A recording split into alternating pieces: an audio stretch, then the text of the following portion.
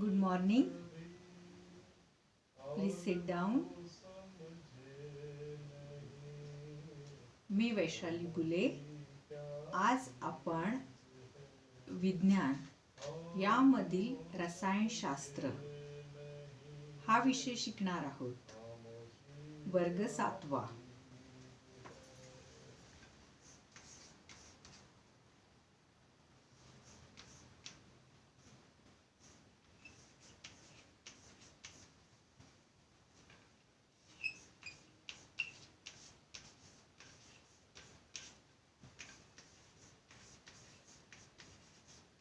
विषय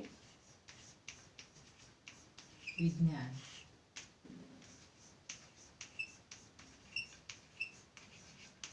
रसायनशास्त्र.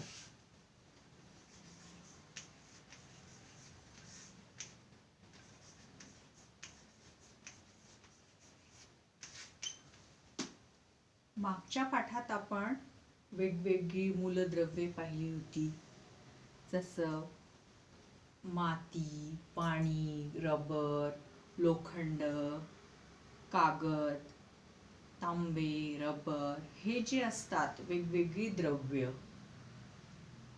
तर आपण हे जे द्रव्यांबद्दल आपण पाहिली होते.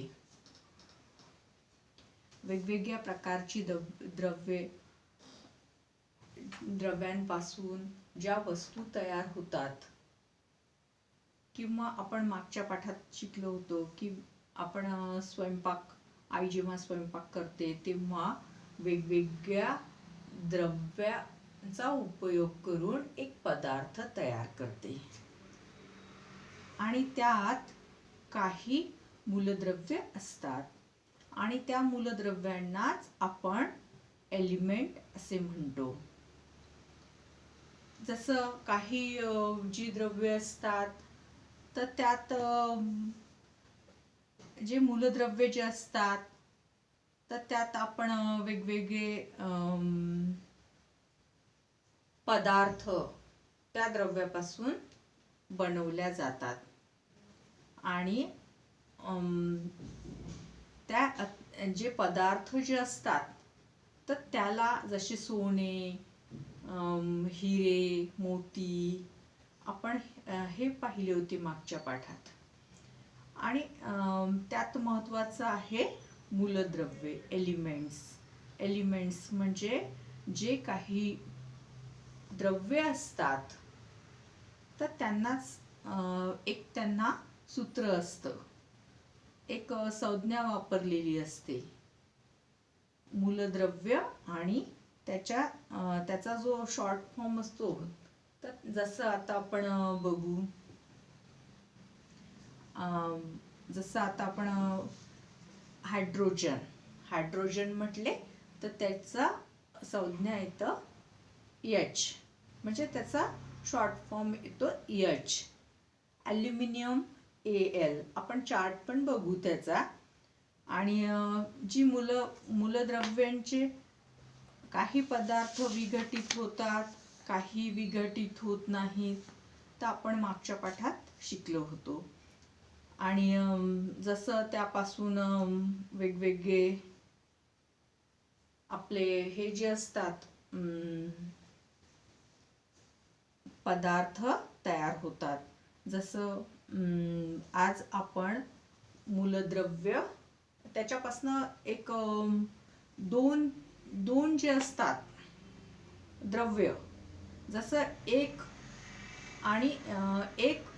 किंवा एकापेक्षा दोन मूलद्रव्यांचा जेव्हा एक मिश्रण केलं जातं किंवा रासायनिक संयोग होतो, तर त्यातून एक वेगळ्या प्रकारचा पदार्थ तयार होतो. तर त्यातून जो काही संयोग होतो त्याला आपण संयुग असं म्हणू. तर आज आपण मूलद्रव्य, संयोग आणि मिश्रण ह्या पाठातील संयुग म्हणजे कंपाऊंड हा विषय शिकणार आहोत.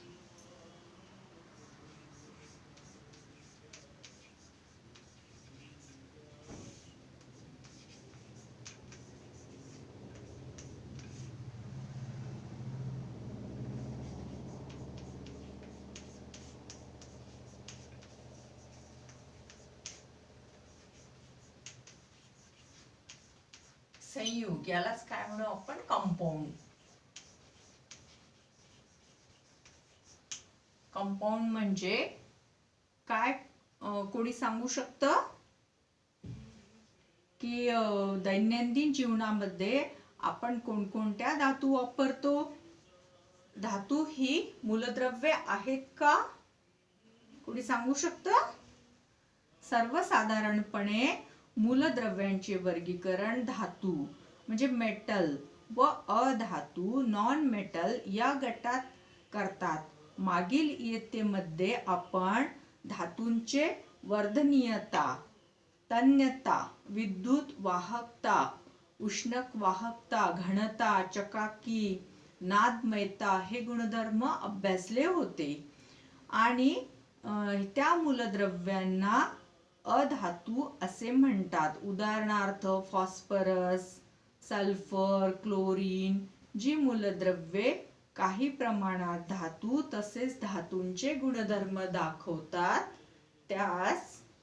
त्यांना धातू सदृश्य म्हणतात. मूलद्रव्याचा तिसरा गट आहे. उदाहरणार्थ सिलिकॉन, सिलेनियम इत्यादी.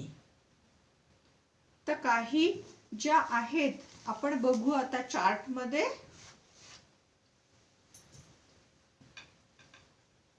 काही जे मूलद्रव्ये असतात ती अशा प्रकारची असतात, जसं हायड्रोजन, H, हेलियम, He. दिसतंय तुम्हाला? बघा वहीत लिहा आपल्या.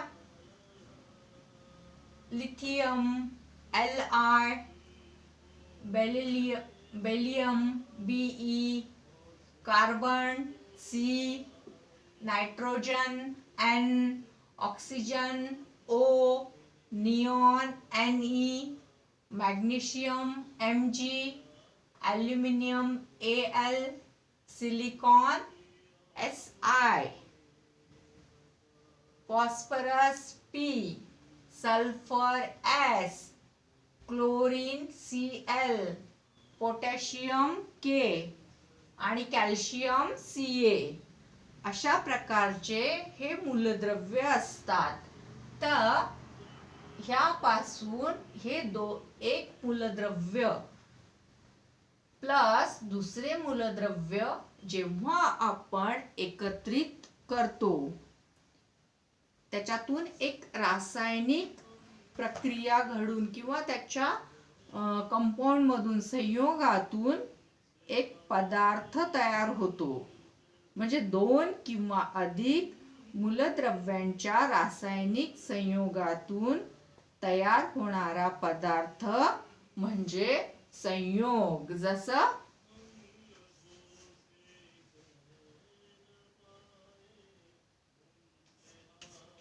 दोन किंवा दोन पेक्षा अधिक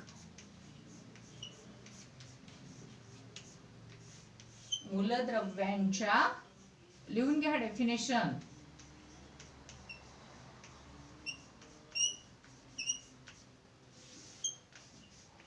संयोगातून, रासायनिक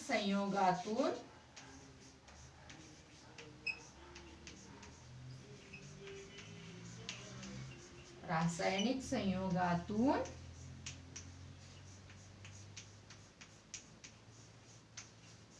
तयार होणारा पदार्थ.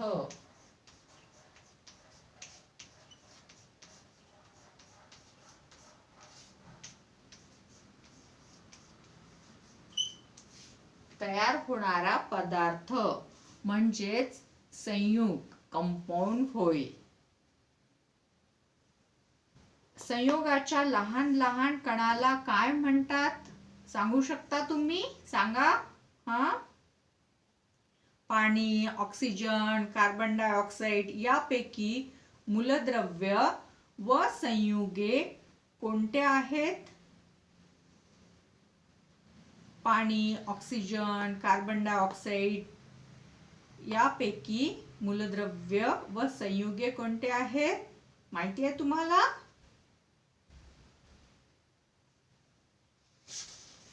आता काही गोष्टी लक्षात ठेवा. रेणूमधील अणू हे वेगवेगळ्या प्रकारचे असतील तरच तयार होणारा पदार्थ म्हणजे संयुग असते. पाणी हे संयुग आहे. हायड्रोजनचे 2 अणू, ऑक्सिजनचा 1 अणू, पाण्याचा 1 रेणू तयार होतो. ज्वलनास मदत करणारे मूलद्रव्य कोणते माहिती आहे तुम्हाला? पाणी ज्वलनास मदत करते का? हायड्रोजन हा ज्वलनशील आहे. तो स्वतः जळतो. कसा जळतो? स्वतः. ऑक्सिजन ज्वलनास मदत करतो.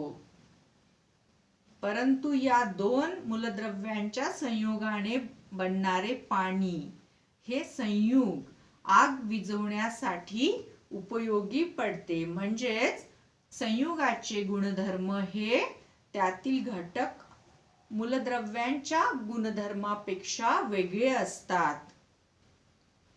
संयुगे लिहिताना मूलद्रव्याप्रमाणे संक्षिप्त स्वरूपात लिहितात. संयुगांच्या रेणूमध्ये 2 किंवा अधिक मूलद्रव्यांचे अणू रासायनिक संयोगातून एकत्र आलेले असतात. म्हणूनच संयोगांचा निर्देश करण्यासाठी रेणुसूत्रांचा वापर करतात. संयुगात असणाऱ्या घटक मूलद्रव्यांच्या संज्ञा आणि अणूंची संख्या यांच्या साहाय्याने संयुगाची केलेली लेखन म्हणजेच रेणुसूत्र, त्यालाच आपण काय म्हणू? Molecular formula. तर आता हे जे आहेत संयुगे, हे दोन मूलद्रव्ये जे असतात त्यापासून तयार होतात. जसं कार्बन डायऑक्साइड, ऑक्सिजन. तर हे जे आहेत म्हणजे कोणतेही मूलद्रव्य जे असतात तर त्यात दोघांचा रासायनिक संयोग होतो आणि त्यापासून एक वेगळा पदार्थ तयार होतो. त्यालाच आपण काय म्हणू? कंपाऊंड किंवा संयुगे असं आपण म्हणू. आता काही जे असतात रेणूंमध्ये, संयुगांच्या रेणूंमध्ये 2 किंवा अधिक मूलद्रव्यांचे रासायनिक संयोगातून एकत्र आलेले असतात. तर हे जे आहेत जसं तुरटी, मीठ, मोरचूद, नवसागर, खाण्याचा सोडा, खडू, धुण्याचा सोडा अशा विविध संयुगांमधील घटक, मूलद्रव्ये व रेणुसूत्रे हे नेमके कोणते आहेत हे आता तुम्हाला बघायचे आहे. तर आज आपण संयुगे म्हणजे कंपाऊंड हा विषय शिकलो. तर आता गृहपाठासाठी लिहून घ्या. गृहपाठासाठी पाणी, प्रत्येकाने आपापल्या वहीत लिहा. पाणी, ऑक्सिजन, कार्बन डायऑक्साइड यापैकी मूलद्रव्य व संयुग कोणते आहे? तर हे उद्या वहीत लिहून आणा. मूलद्रव्ये कोणते आहेत आणि संयुगे कोणते आहेत याचा सविस्तर माहिती लिहून आणायची. आणि पुन्हा दुसरा प्रश्न लिहून घ्या. माहिती मिळवा व तक्ता तयार करा. मीठ, तुरटी, नवसागर, खाण्याचा सोडा, खडू, धुण्याचा सोडा अशा विविध संयोगांमधील घटक, मूलद्रव्ये व त्यांचे रेणुसूत्रे. जसं संयुग पाणी, त्याच्यात समाविष्ट असणारे मूलद्रव्य आणि त्याची संज्ञा आणि अणुसंख्या आणि रेणुसूत्र जे आहे त्याचं पाणी H2O त्याचे वैशिष्ट्यपूर्ण माहिती उद्याच्या क्लासला येताना लिहून आणायची.